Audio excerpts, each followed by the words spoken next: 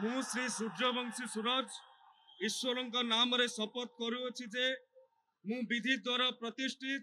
ଭାରତର ସମ୍ବିଧାନ ପ୍ରତି ଶ୍ରଦ୍ଧା ଓ ନିଷ୍ଠା ରଖିବି, ଭାରତର ସାର୍ବଭୌମତ୍ୱ ଓ ଅଖଣ୍ଡତା ରକ୍ଷା କରିବି। ଓଡ଼ିଶା ରାଜ୍ୟର ମନ୍ତ୍ରୀ ରୂପେ ମୋର କର୍ତ୍ତବ୍ୟ ଶ୍ରଦ୍ଧା ଓ ଶୁଦ୍ଧ ଅନ୍ତଃକରଣରେ ନିର୍ବାହ କରିବି ଏବଂ ବିନା ଭୟ ବା ପକ୍ଷପାତରେ,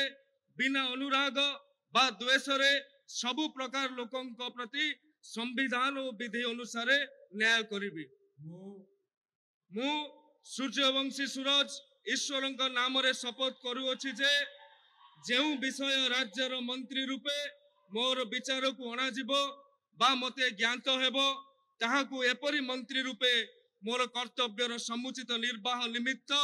ଯେପରି ଆବଶ୍ୟକ ହେବ, ତତ୍ଭିନ୍ନ